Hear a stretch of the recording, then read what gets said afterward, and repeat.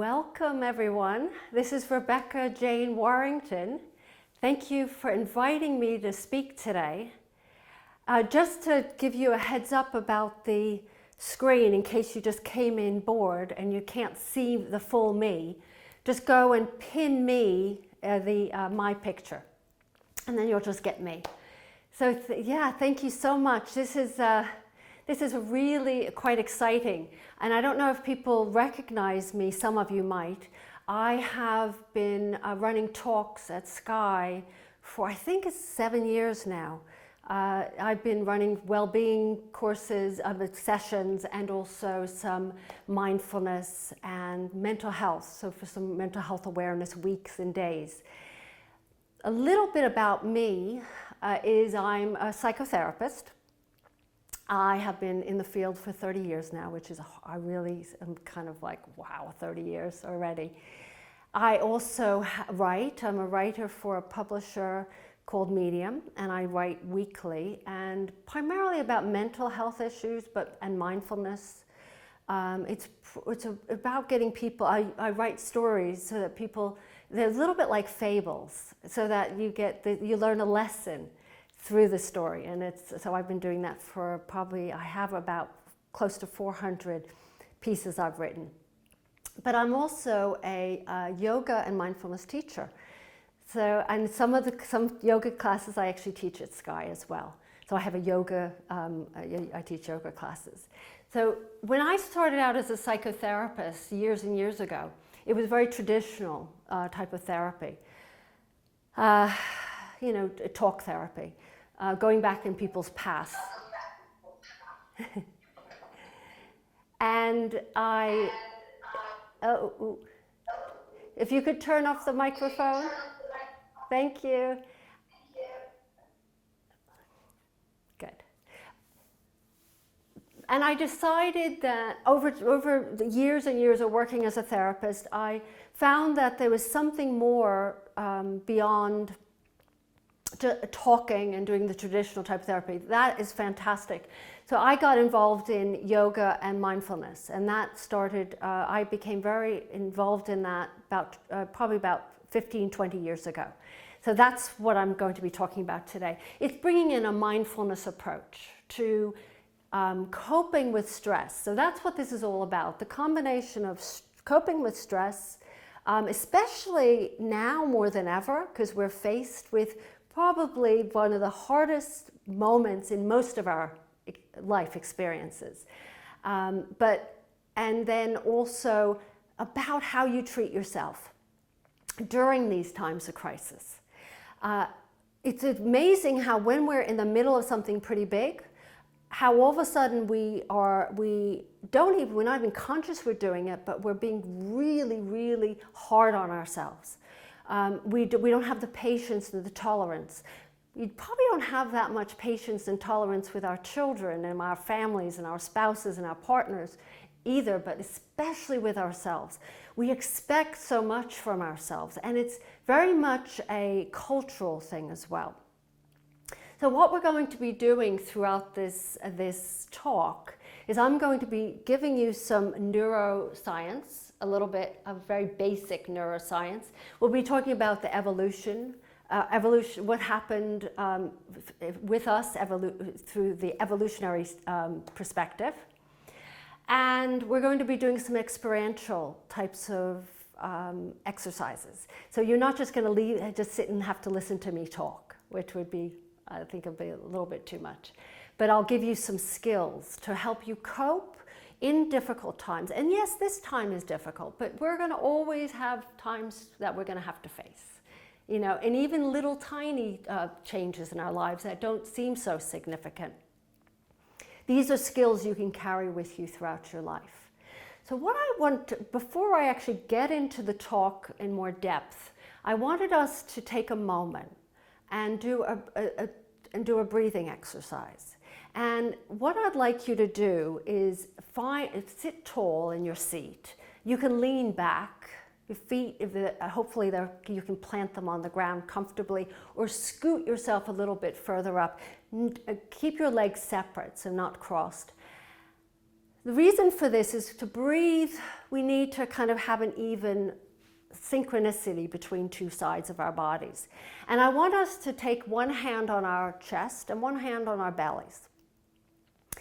And just before you do anything, just breathe. Don't change the rhythm of the breath, just breathe.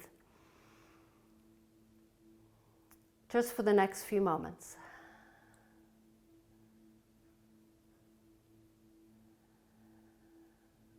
You can close your eyes. You don't need to keep the eyes open.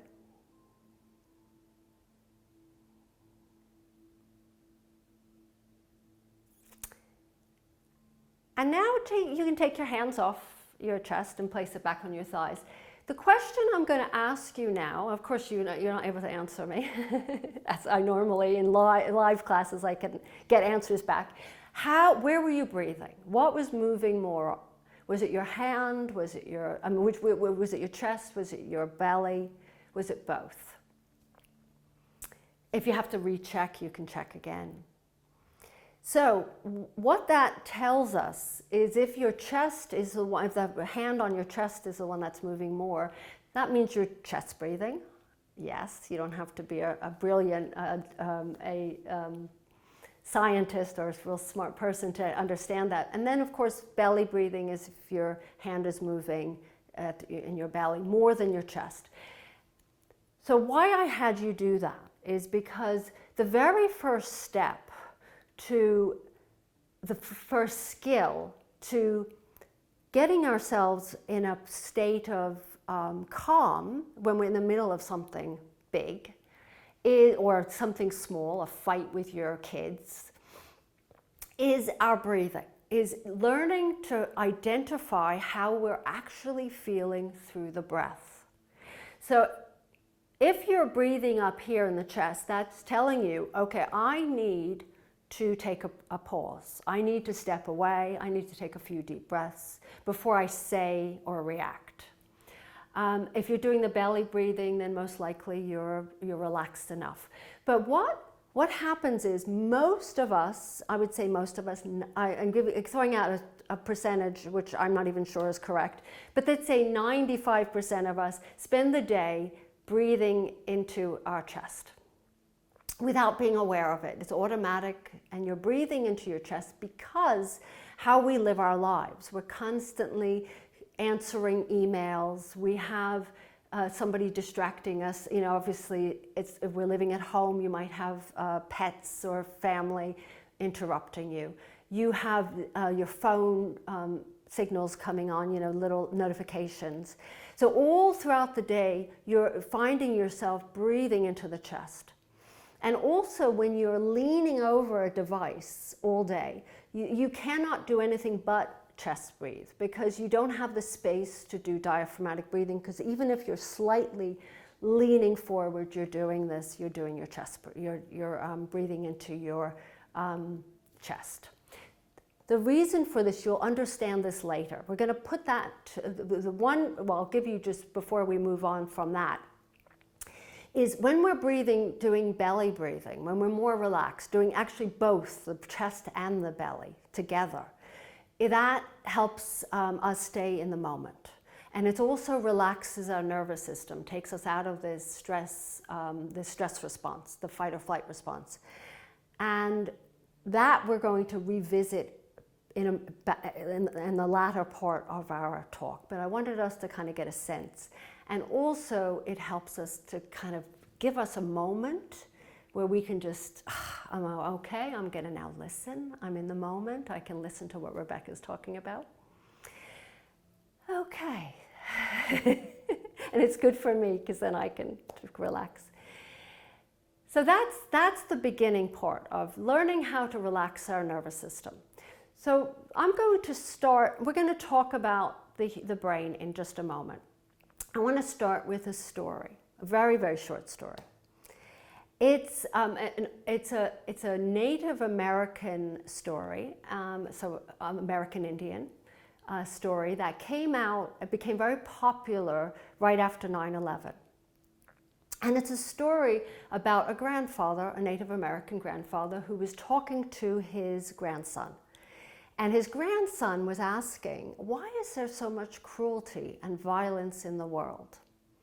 And the grandfather looked at him and said, there's two wolves fighting in your heart. And he pointed to his grandson's heart. He said, one wolf is angry, revengeful, unkind, and there's the other wolf that is very calm, kind, compassionate. And then the grandson asked, well, who won the fight? And the grandfather said, the one you feed, the one you choose to feed. So the wolf you choose to feed. And why I love that story is because most of us feed the wolf. Maybe it's not angry all the time. It might be a wolf like my wolf. I'll tell you what my wolf is. In a kind of more the negative wolf, the angry wolf, is an anxious wolf. She's afraid of a lot of things. She doesn't like uncertainty. She feels guilty if she doesn't do it right. She's a perfectionist. So I feed we'll call him a negative wolf. I feed him more than I feed my other wolf, which means my poor other wolf has shriveled up. It doesn't get enough food. But my other wolf is huge. So the question to you is, which wolf do you feed more food? And chances are, if you're watching me now, you probably feed the negative wolf. So negative wolves are our thoughts, are our emotions. So there's a combination of things. It's our belief system. So that wolf that's in us, that's really large right now. When things especially when things are tough, times are tough, that wolf gets bigger because our coping skills are based on when we were young. We kind of learn or what we've learned from our parents, from society. We cope in the same way without being conscious of it. So we might start to beat ourselves up. We're not good enough. We're not being productive enough. We should be doing more. I could list so many things that happen. And we keep feeding that wolf. And what happens is it becomes automatic. So the brain, my beautiful brain, I do have another one, just to let you know. But this is not, So if you might have worked with me before, I try and be funny, and sometimes I'm not so funny. But this is the human brain. And let me take it apart. What happens is, let me talk a little bit about what the negative thoughts have to do about this. The human brain, and if you can see this, is what differentiates us from other animals and other mammals is our cerebral cortex. This beautiful, thick layer. Now, most animals, even amphibians, have a tiny cortex, but it's not thick like ours. So this is what gives us the ability to perform complex tasks. We can be rational. We can see actually how we're behaving. We can create tools. We have this great ability for creativity. We can also interact in social groups. So this is a magnificent thing to have, right? But we also have a layer, so I'll take this apart, this other side. I suppose you're not going to see it all. No, I won't take the other part. So that's the new brain. So our brain is only, I should be bringing it up here. Our brain is new. This cortex, cerebral cortex, is 200,000 years old. In your life, you're thinking that's pretty old. It's really not old. It's like this is a toddler compared to the rest of the brain. The rest of the brain, which is the limbic system, which is our emotions and our memories, And then we have the brainstem, which is the oldest of all. They're layered on top of each other. So the primal, the brain, the brainstem is what regulates our heartbeat and regulates our breathing. Then we have the limbic system, and that's our fight or flight response. There's lots more to it, but I'm going to just say that's where we trigger our fight or flight response. And then there's our beautiful brain, the rest of it. So what happens is, and why it's all why there's lots of wrinkles in it, if you're wondering, well, why do we have so many wrinkles? Because this is such a huge surface. If it wasn't wrinkled, it wouldn't fit in our skull. So think about that. It's been squished down so that it can actually fit in this skull. But it continues to grow. One of the things beautiful about this brain is the new brain is it has this thing called plasticity. So we can actually change how we think. But we first have to know why we're so prone to having negative thoughts. And that's a question. So do you have that question? Do you question, why do I automatically think negatively? Why, when I could think positively, I don't? And the reason being is that through evolution, if we didn't remember the negative experiences, we wouldn't be here today. So back when we were cave dwellers, or hunters and gatherers, our ancestors, if they didn't remember that that berry is poisonous, that mushroom is poisonous, they didn't remember that shouldn't stand in between in a herd, or, a herd of buffalo. I should stand away from them behind a tree. They have to also socially. They have to remember that if I am awkward or I act really weird, I might be ostracized from my group. I have to remember I have to become pretty relevant in that group so I don't get pushed out, because we needed our social group, our tribe, to keep us alive. So there's so much complexity to our lives back in the cave days. But in order to survive, we had to remember. So most of our memories were very, very much negative. Now, fast forward, great. But do we need to remember everything that's negative now? No. Let me give you another thing to kind of chew on. Humans think about 12,000 to 16,000 thoughts, 12,000 to 60,000 thoughts per day. So it's in between that, depending on the day. 80% of those thoughts are negative. 95%, and this is from research, I'm not making this up, 95% are repetitive. Wow. You're probably thinking, oh, great, thanks. Now what do I do? And it's because our memories in our older brain, the limbic system, they're entrenched, and they started from before we were born. So our ancestors we carried that with us.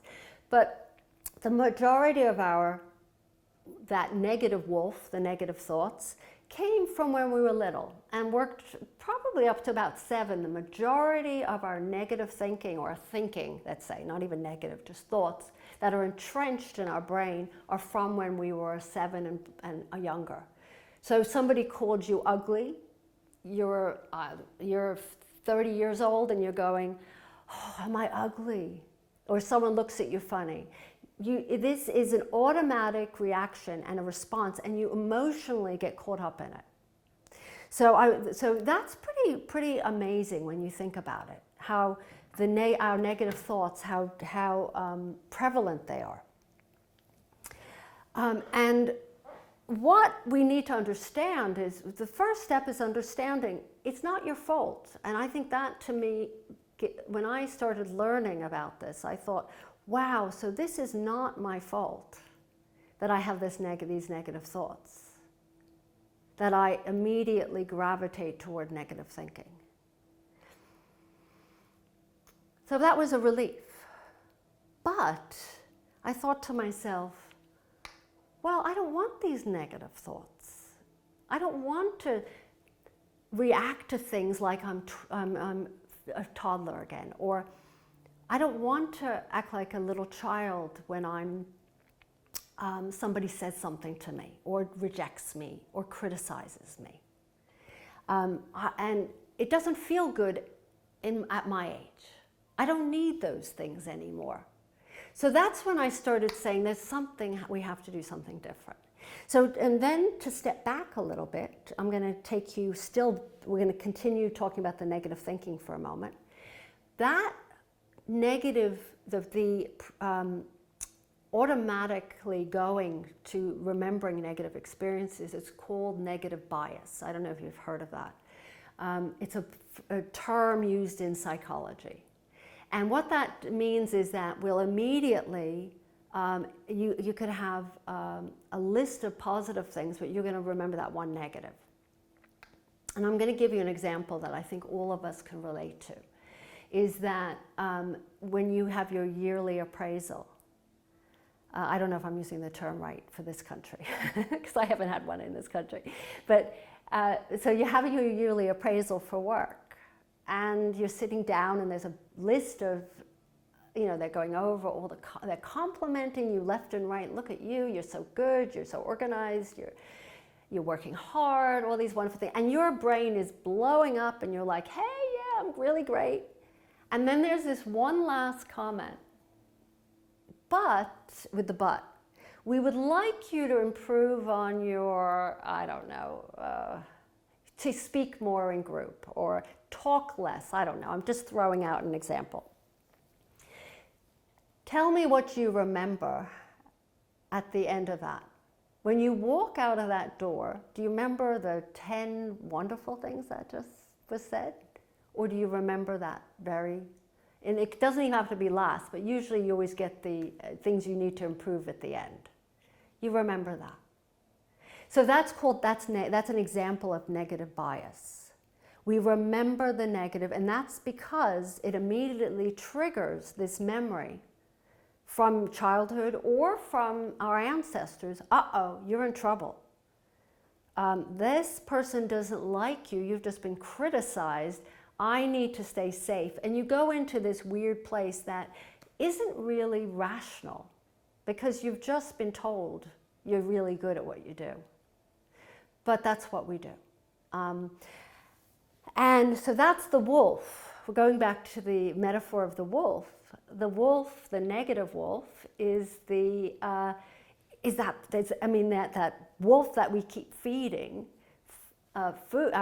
feeding really well, substantially, is the one that we don't really want to be around. That we don't like him very much because he doesn't make us feel good. He doesn't make us feel good, and then that impacts ourselves in our life in general. Our work, our families, our ability to have relationships. It's not just you suffering, it affects everything. So that's an interesting concept. So negative bias. And there's lots of examples of that. So what do you do? So you get it now. So there's two pieces of good news. One I've just told you. It's not your fault. Not your fault. You're doing, now you can give yourself a break. I have a negative thought. Okay, it's my great grandfather, or great, keep going, or grandmother who passed that on to me. Second piece of news, which you'll probably like even as well or more, is that we have this thing called plasticity, as I mentioned, and our brains can change. They used to think that you couldn't, once you have these thoughts, you're stuck with it for the rest of your life. This wasn't that long ago. So when I started in psychology, I started in the early 90s, even before that. But they believed, I remember using the word hardwired, because the plasticity wasn't even talked about, because they didn't even really know. So now thank God, in my lifetime, I've learned that we can change our brain. So how do we do that? So we have two pieces of good news. One, you don't have to be so hard on yourself. You don't have to beat yourself up. Second thing is you can change. So how do you do that? How do you change this automatic thinking? And there's two things you do. There's actually more, but I'm going to stick to two. The first thing you can do, the first skill, and it's a mindful skill, it's called self-awareness. So self-awareness is another word, is it just awareness? You can say, I put self in there because you're concentrating on yourself, but it's being aware. And it's being in the present moment with and you catch yourself thinking a certain way. So you're kind of saying, oh, I just had my wolf over here, my negative wolf, I just fed that negative wolf, or I just actually saw the wolf come out. And you might even find initially that you actually see the wolf after the fact. You've just fed the wolf and he's out of the cave, but you've already fed him. But that in itself is the beginning. So self-awareness, we have to first see what's happening in real time. So this is where the beautiful part of the human brain is, because we don't know a lot about some of the higher level animals, but most, as we understand thus far, is that they can't do that. They can't actually see themselves thinking. Who knows? But we can. A bless and a curse. We see ourselves behaving a certain way. Sometimes we say we shouldn't be, but we still do it anyway. Or we wake up the next morning after a binge, let's say, of drinking, and you're like, what did I do this for? If you were any other animal, who cares? You don't even remember, right? Who cares? But we remember, so that's a blessing and a curse, right? So the blessing is, let's focus on the positives, right? Is that we can change, and first you have to become aware of those thoughts. Aware of your behaviors, aware of your beliefs. So we have entrenched beliefs. I'll give you some personal examples. This might help. Maybe you can relate to me. I always believed, this is how I was raised, that working hard meant you were successful. In other words, you had to put 150, 200% into everything you did. So for an example would be, this is a very simplistic example, but my mother, she would entertain, and this was back in the 60s, and she would entertain, and she always had to make it perfect. Everything was made from scratch, which was how it was back then. But what I learned from that experience, food had to be perfect, and you had to be nervous the whole time. You had to be anxious, uptight. So as I grew, I thought, well, if I'm entertaining and I'm not worried and anxious, I'm going to,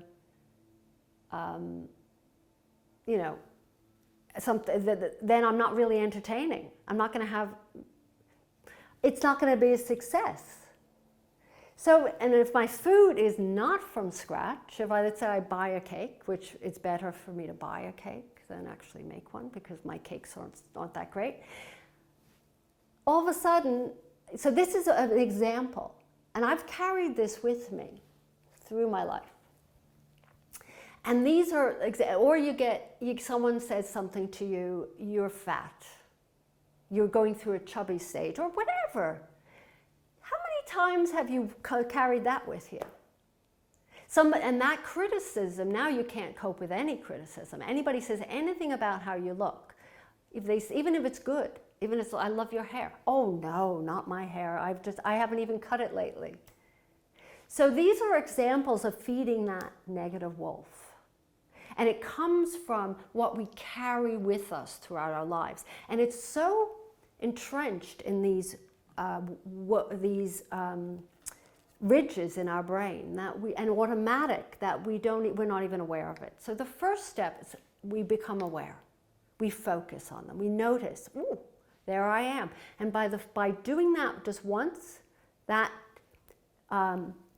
disempowers that thought even for a second. And then you do it again, disempowers, until it gets to a point where the thought doesn't have it loses its grip on you. And it loses, and then once you start, maybe even start replacing it with something else like, you know what, I'm okay. I'm pretty good. That starts to take over.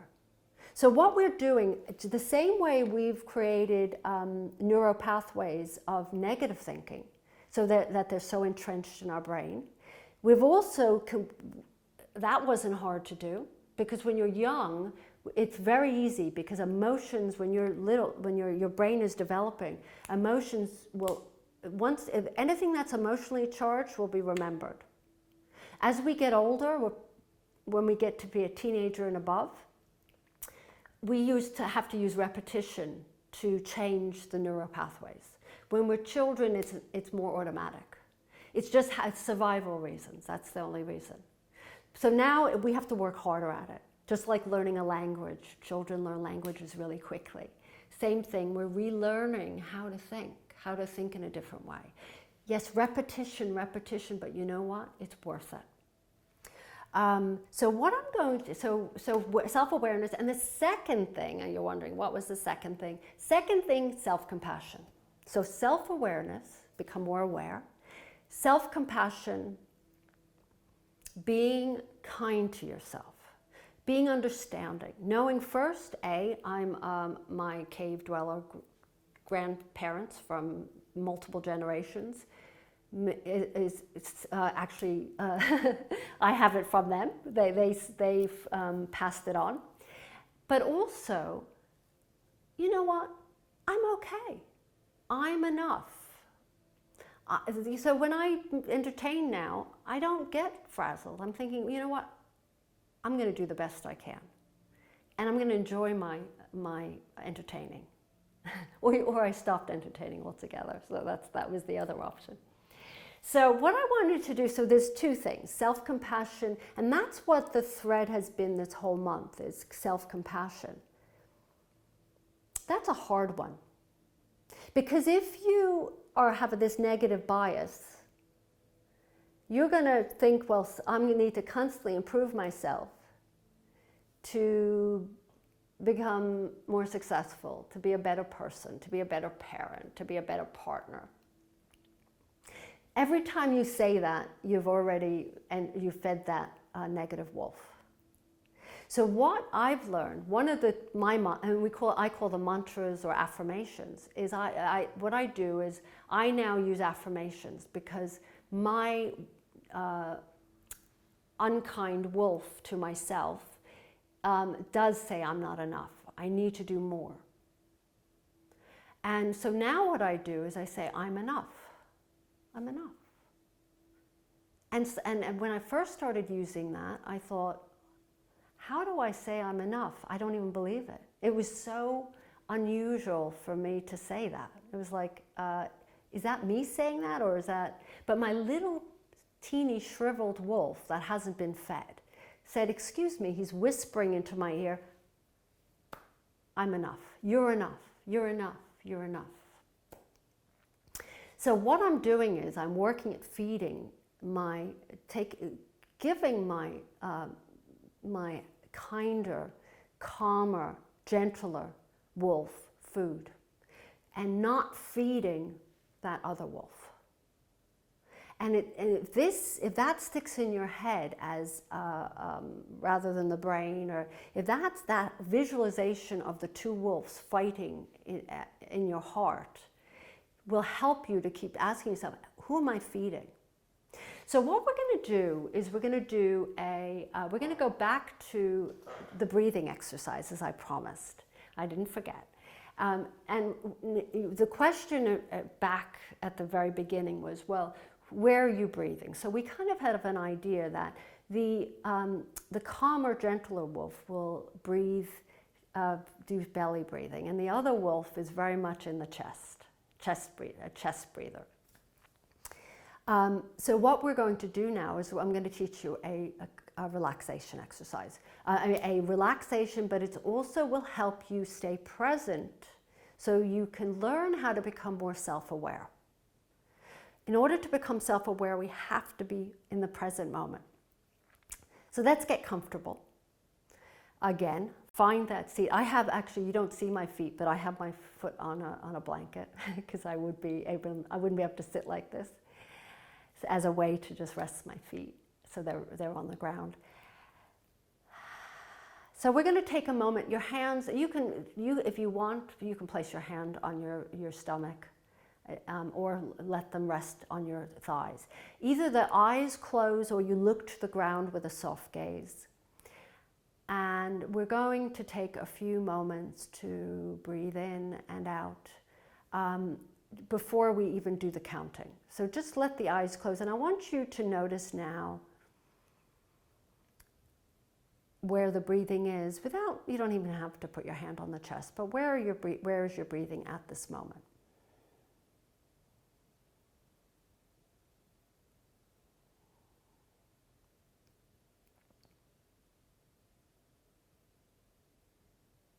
So I'm still in my chest, probably because I'm doing a talk. Now what I want us to do, just follow my words, you don't even have to look at me. I'm going to teach you a technique called box breathing, and it calms you down and it evens out your breath.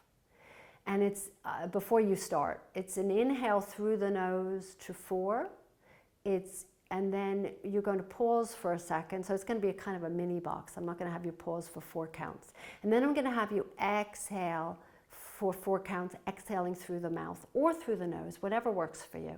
And then you're going to pause, and then we'll do that again. We'll do 4 sets of this box breathing. Okay, so start with just exhale through the mouth to begin. Then take an inhale, 2, 3, 4, and just hold. And then exhale, 2, 3, 4, and pause. Inhale, 2, 3, 4, and hold. Exhale, 2, 3, 4, and pause. Inhale, 2, 3, 4, and pause. Exhale, 2, 3, 4, and pause. Do one more set on your own.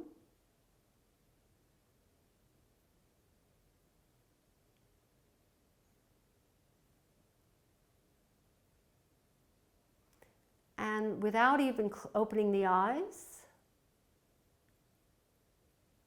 just take a moment here and mindfully keep your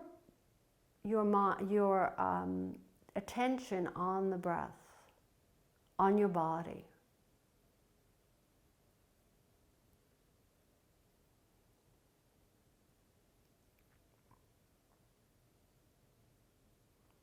For the next few moments.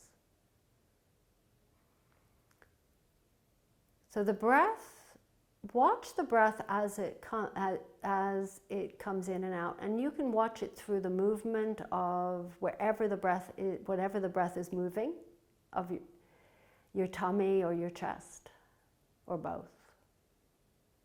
Relax the shoulders if they're up to your ears. Relax your face.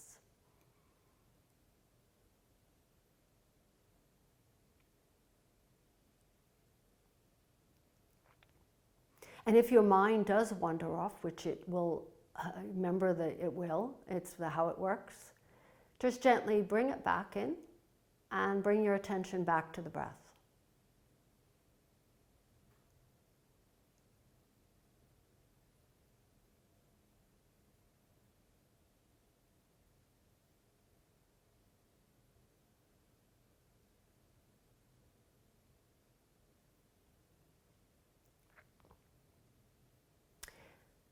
And let's just gently open the eyes and take a moment before even doing anything more, just watching, observing, even with your eyes open, the internal world. How it feels, how do you feel? How does your body feel?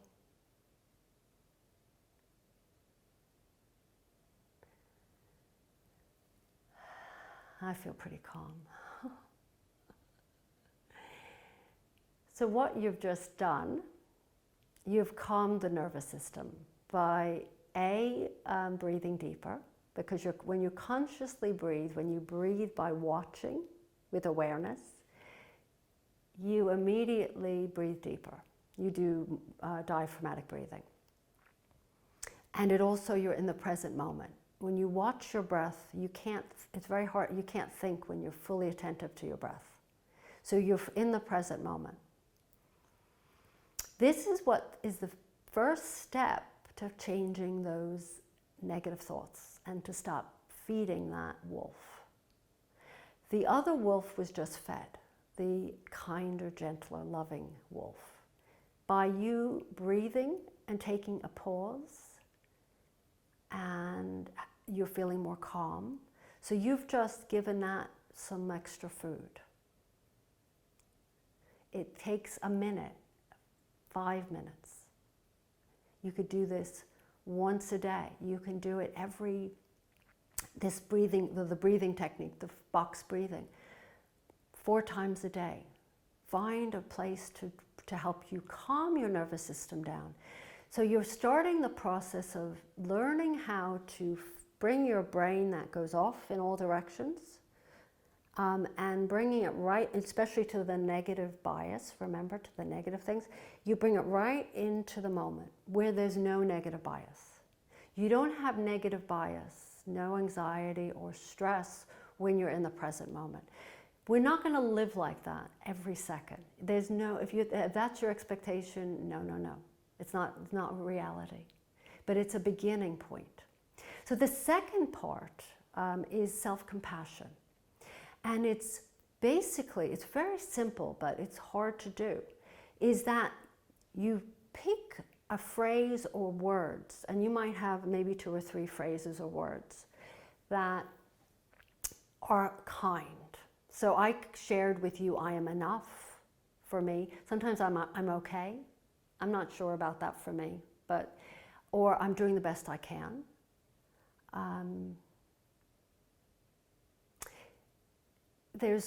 I actually wrote a list, so I might as well give them to you. I haven't even used my notes. Isn't that pretty good?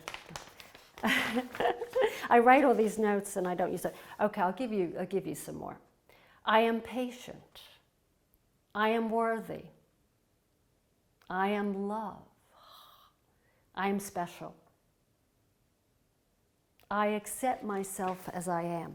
That's another one I use a lot of, because what happens to do with self-compassion or lack of self-compassion is we're not accepting ourselves as we are. We always feel like we have to do more. This isn't enough. Not enough. But you know what?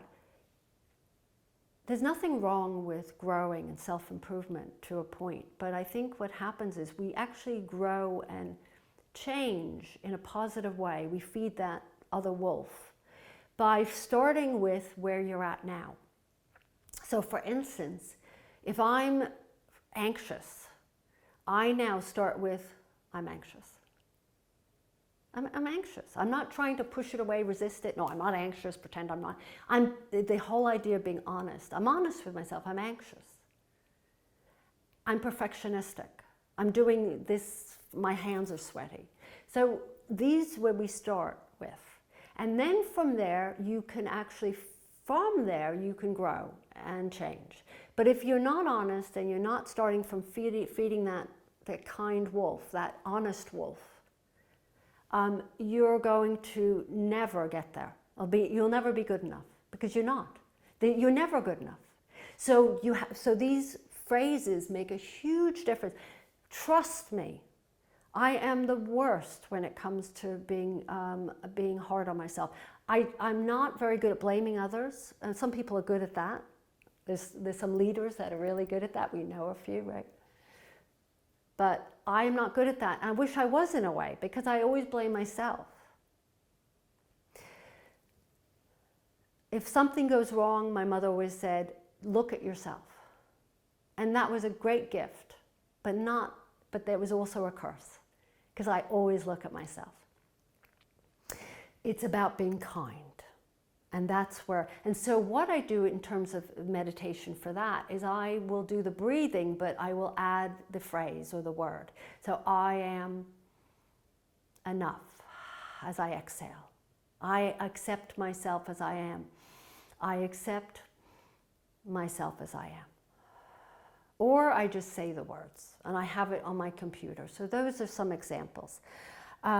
Just before we get in, we're going to do a few minutes of Q&A. So you can chat and put in some questions, and I'll be very happy to answer them or try and answer them.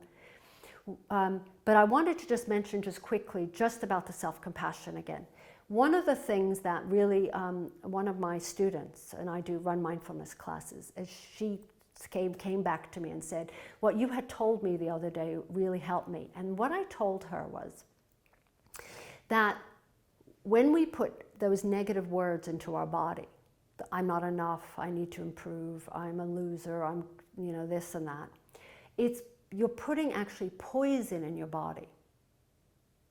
So we know when we drink too much, poisons our body. We eat crappy food. But what's really nice about that is eventually it comes out, right? We get rid of it. And then you hopefully you get back into the healthy foods. But when you're continuously, remember 95% of our thoughts are repetitive.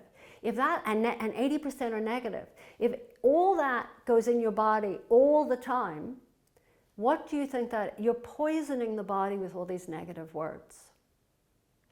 And that's what I wanted to emphasize, that we really need to feed that other wolf, because life is way too short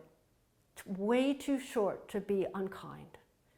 And you are very important. Everybody on earth is important. Every animal is important. Every creature is important. So I wanted to share that as something to kind of leave you with. Just to let you know, I am here for 2 more sessions, next Wednesday and the following Wednesday for 30 minutes. What I'm going to do is during those 2 sessions, separate sessions, is I'm going to bring what I've taught you today and help you apply it by giving you some more meditations or different exercises. It will be less me talking, because now you have the information, and me teaching. So that's going to happen over the next Wednesday and the following Wednesday, 11 a.m. till 11:30.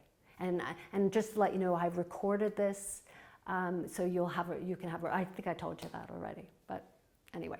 Okay, so thank you so much for listening to my talk, and I'll be very happy to answer any of your questions.